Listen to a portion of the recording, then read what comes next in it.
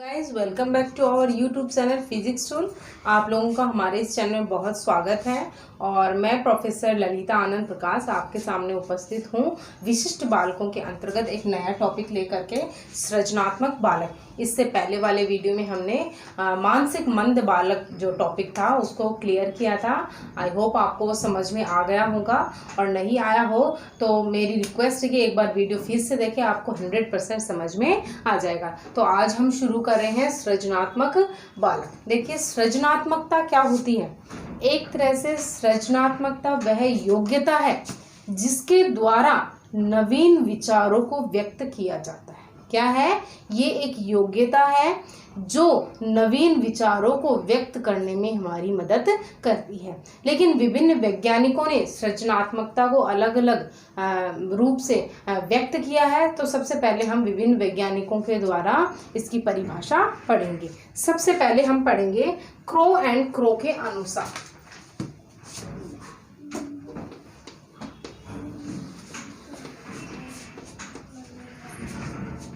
Crow and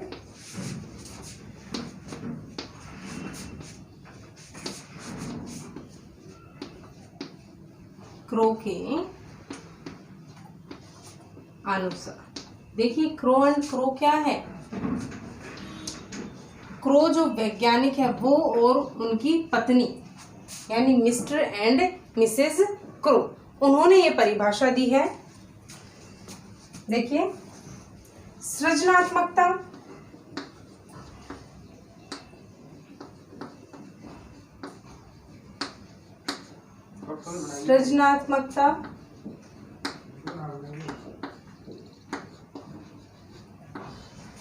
मौलिक परिणामों,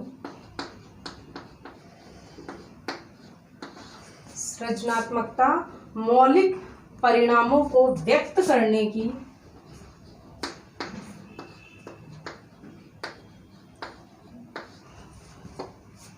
करने की मानसिक क्रिया है।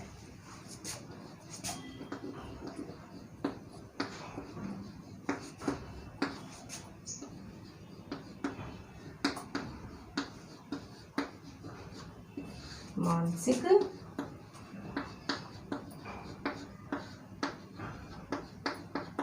क्रिया है।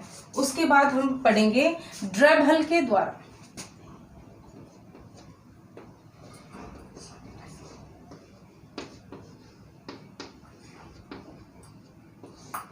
ड्रेबहल के अनुसार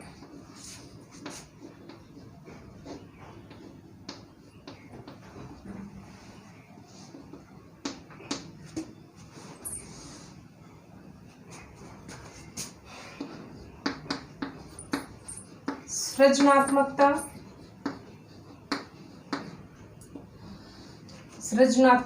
वह मानसिक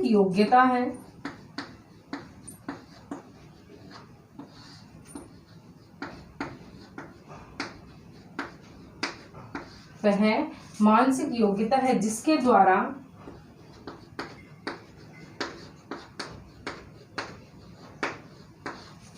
द्वारा व्यक्ति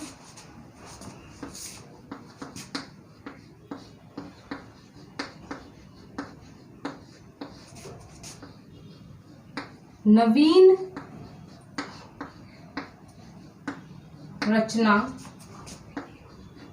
या विचारों को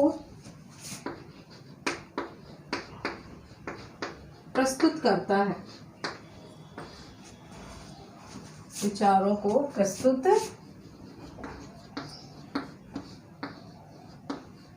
करता है। अब हम कोल एंड ब्रून्स के अनुसार पढ़ें।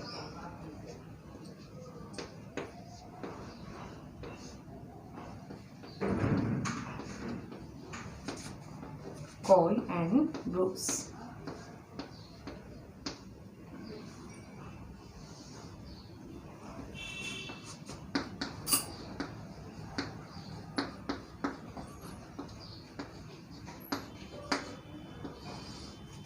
सृजनात्मकता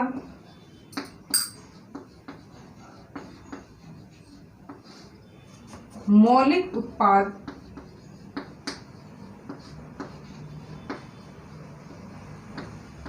के रूप में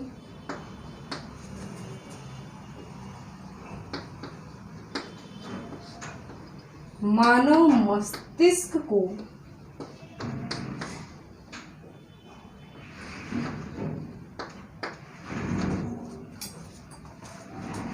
समझने,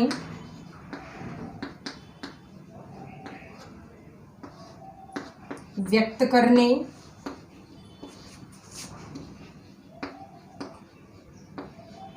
तथा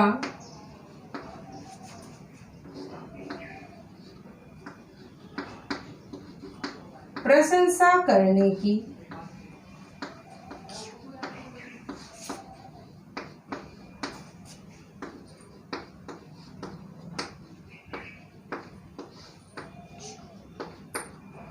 योग्यता है। देखिए अब हम इनको समझेंगे।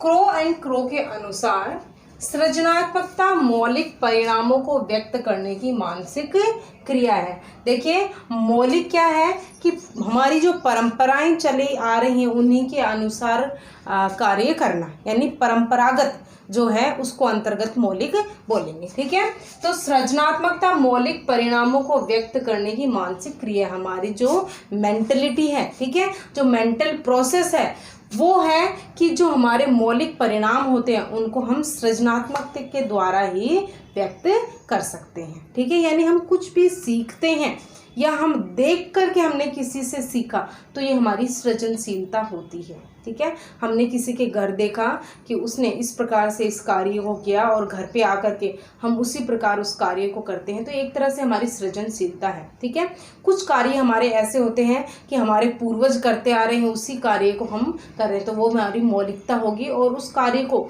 और थोड़ा सा बेटर करके हम सृजनशील बन जाते हैं। ठीक है, उसके बाद ड्रेबल के अनुसार सृजनात्मकता वह मानसिक योग्यता है जिसके द्वारा व्यक्ति नवीन रचना या विचारों को प्रस्तुत करता है। यानी सृजनात्मकता एक मेंटल योग्यता है। क्या योग्यता है कि जिसके द्वारा व्यक्ति कोई भी नवीन प्रकार की रचना कर देता है, कुछ नव निर्माण कर देता है, तो इसको हम क्या बोलते हैं? सृजनात्मकता। ठीक है, कुछ भी नया बना देते हैं उसको बोला जाता है सृजनात्मकता।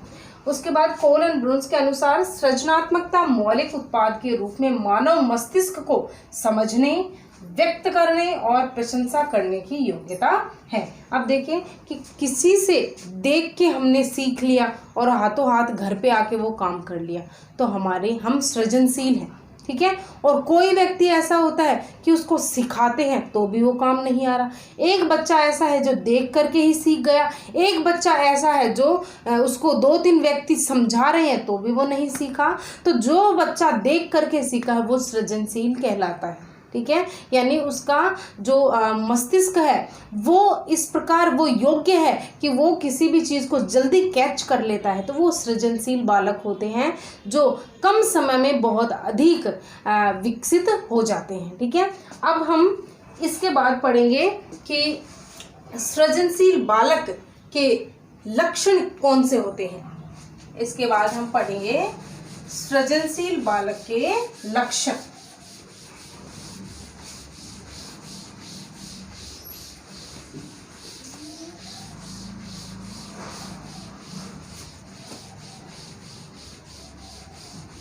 और एक एक लक्षण को हम विस्तार से पढ़ेंगे क्योंकि इसमें जो शब्दकोश हैं थोड़े से मुश्किल हैं, अगर विस्तार से नहीं पढ़ेंगे तो आपके समझ में नहीं आएंगे। सबसे पहले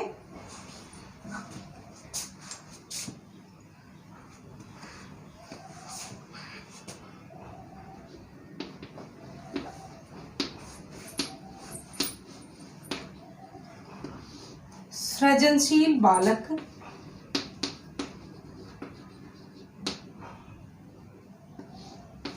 के लक्ष्य। सृजनशील बालक के लक्ष्य।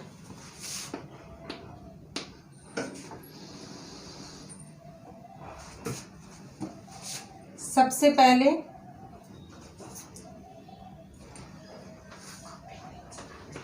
एक सृजनशील बालक में एक सृजनशील व्यक्ति या बालक, कुछ भी ले सकते हैं, व्यक्ति या बालक के मुख्य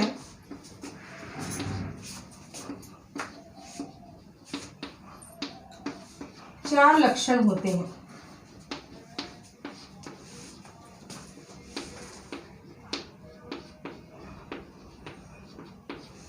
ठीक है। नंबर 1,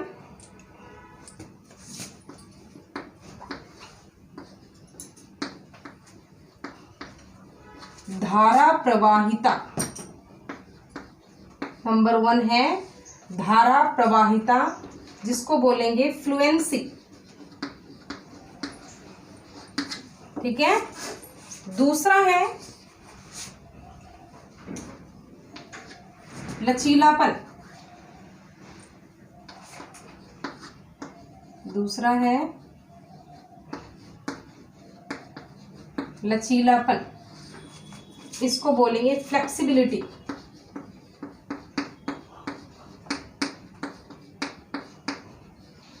ठीक है। फिर है तीसरा, इसको बोलेंगे मौलिकता। इसको बोलेंगे मौलिकता यानी ओरिजिनलिटी। ठीक है। चौथा है विस्तारण, इसको बोलेंगे इलेबोरेशन।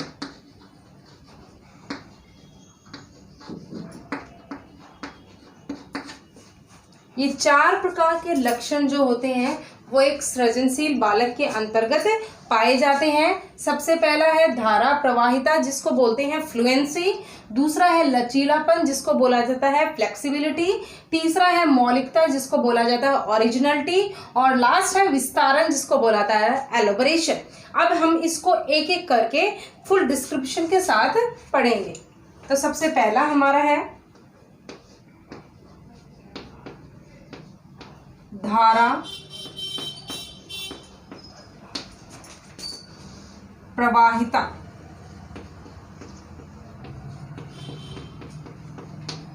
फ्लुएंसी।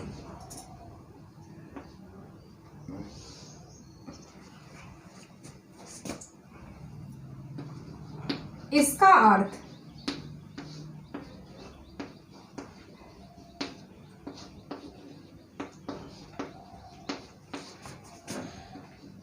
बिना रुके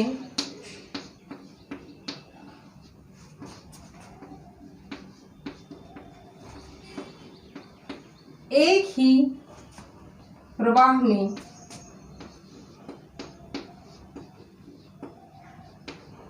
बोलना या लिखना। ठीक है। धारा प्रवाहिता का अर्थ है बिना रुके एक ही प्रवाह में बोलना या लिखना। देखिए धारा प्रवाहिता जैसे आप स्पीच कंपटीशन में देखते हैं, भाषण प्रतियोगिता में देखते हैं या अशुभाषण प्रतियोगिता में देखते हैं, तो जिस सृजनशील बालक में धारा प्रवाहिता होती है तो वो बच्चा जैसे ही आशुभाषण के अंतर्गत एक्सटेम्पर स्पीच के अंतर्गत टॉपिक पर्ची में देखता है, तो पर्ची में टॉपिक देखते ही वो बच्चे को 2 मिनट दिए जाते हैं। 2 मिनट वो बच्चा उस टॉपिक पर विचार कर सकता है और विचार करते ही वो बच्चा फटाफट बोले जा रहा है बिना रुके और अच्छे पॉइंट्स बोल रहा है। इसका अर्थ है कि वो बच्चा जो है वो सृजनशील है और उसके अंतर्गत धारा प्रवाहिता पाई जाती है, यानी कि कहीं भी अटक नहीं रहा और जबकि उसने उस टॉपिक को पढ़ा भी नहीं है, सिर्फ थोड़ा सा चिंतन किया है 2 मिनट के लिए। और वो चिंतन किसके लिए किया उसने, कि जब उसने पहले कभी इस टॉपिक को पढ़ा होगा तो उसने रिमाइंड किया होगा कि हाँ उसमें ये पॉइंट थे जो बहुत ही मोस्ट इम्पोर्टेंट थे। ठीक है। तो बिना रुके एक ही प्रवाह में बोलना, या फिर हम बोलते हैं जब हम बालक का टेस्ट लेते हैं सृजनशील बालक का, तो हम उसको बोलते हैं कि आपको एक शब्द दिया जाएगा और उस शब्द पे आप फटाफट कम से कम 15 शब्द लिखिए। ठीक है। एक लेटर दिया जाएगा जिस पे आपको 15 शब्द लिखने हैं। जैसे एक बच्चे को बोला कि आप डी से 15 शब्द लिखिए बिना रुके, तो बच्चा अगर सृजनशील है तो वो 15 के 15 शब्द बिना रुके लिख सकता है। जैसे D for dog, doll, duck, doctor. इस प्रकार अगर वो बिना रुके फटाफट फटाफट लिख देता है, इसका अर्थ है कि उसमें धारा प्रवाहिता होती है। उसके बाद दूसरा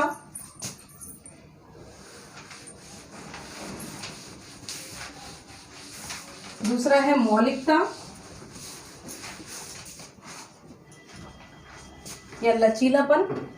लचीलापन है इसमें।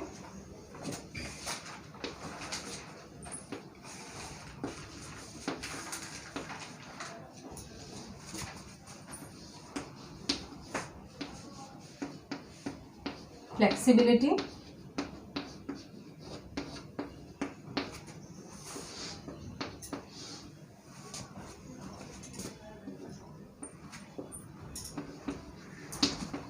जिस व्यक्ति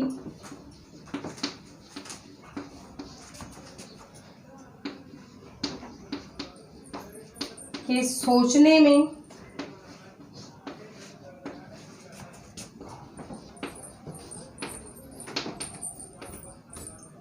लचीलापन है,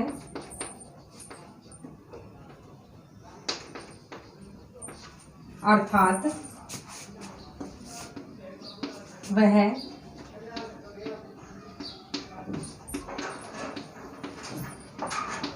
अलग अलग दृष्टिकोण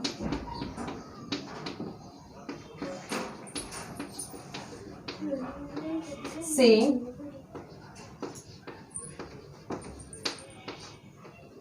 देखता है,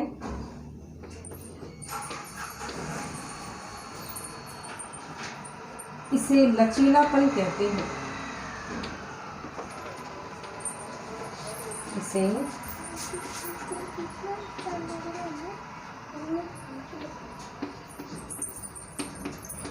देखिए, फ्लेक्सिबिलिटी क्या है? जिस व्यक्ति में सोचने में लचीलापन है, यानी कि एक ही चीज़ के बारे में वो अलग अलग दृष्टिकोण से देखता है। इसका अर्थ है कि वो जो व्यक्ति है या बालक है उसमें लचीलापन पाया जाता है। जिस प्रकार किसी बच्चे को हमने बोला कि दुपट्टा,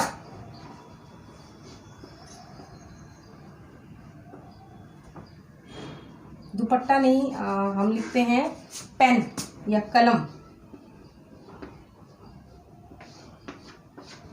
तो हम बोलेंगे कि हमने आपके सामने एक शब्द लिखा है और उस शब्द पर आप कितने वाक्य बना सकते हो या इस शब्द को कहाँ कहाँ प्रयोग में लिया जा सकता है, तो आप बताइए। तो वो बच्चा बता देगा कि कलम को हम लिखने के काम में लेते हैं, ठीक है, स्केच करने के काम में लेते हैं, और एक तरह से जब वो खाली हो जाती है उसकी रिफिल निकाल करके उसको पाइप के रूप में उपयोग में ले सकते हैं। तो पाइप वाला उपयोग है, क्योंकि कलम वाला है वो तो सभी काम में लेते हैं, लेकिन कुछ ऐसा दृष्टिकोण लाना जो कभी किसी ने काम में नहीं लिया, तो वो होता है लचीलापन। उसके बाद तीसरा है मौलिकता।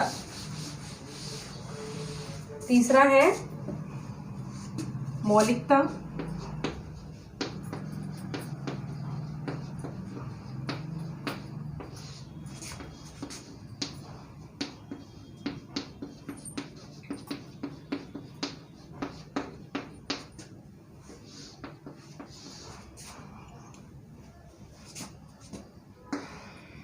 इसका अर्थ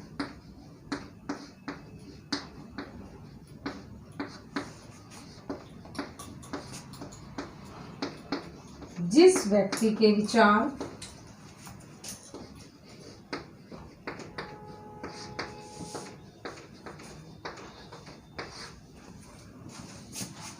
परंपरा से हटकर हो,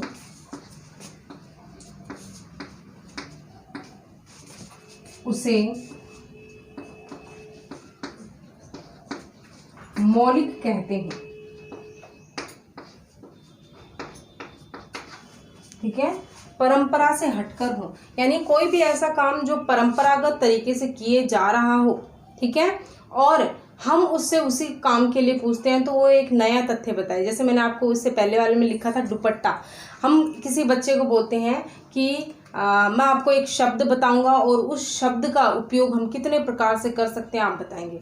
तो मैंने बोला दुपट्टा, तो उस बच्चे ने बोला ये ओढ़ने के काम आता है। तो ये तो एक तरह से पूरी दुनिया जानती है कि दुपट्टा जो होता है वो एक तरह से अंग वस्त्र है, ओढ़ने के काम आता है, सर पे ओढ़ने काम आता है।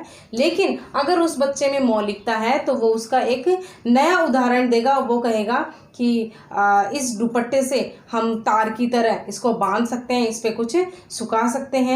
और दूसरा हम बोलेंगे कि जब बच्चे गाड़ी चलाते हैं तो रस्सी नहीं मिल रही है तो रस्सी की जगह भी उस दुपट्टे को हम काम में ले सकते हैं। दुपट्टे को हम पर्दे के रूप में काम में ले सकते हैं। तो ये जो नए नए दुपट्टे के उपयोग थे वो उस बच्चे ने बताए, तो वो उस बच्चे में मौलिकता पाई गई है। उसके बाद है विस्तारण।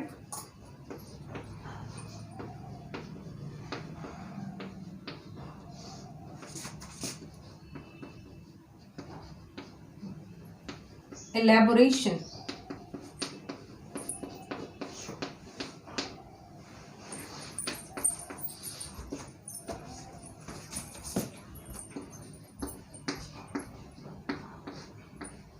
इसका अर्थ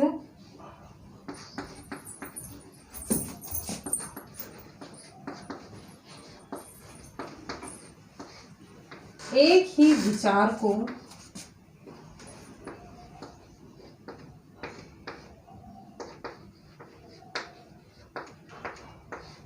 अलग अलग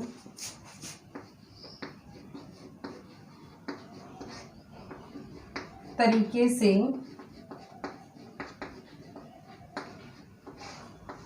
प्रस्तुत करना। देखिए, विस्तारण का अर्थ है, इलेबोरेशन का अर्थ है कि एक ही प्रकार के विचार को अलग अलग तरीके से प्रस्तुत करना। देखिए, एक तरह से विचार है जैसे पूजा करना हमारा धर्म है, ठीक है, ये एक विचार हो गया, एक सेंटेंस हो गया।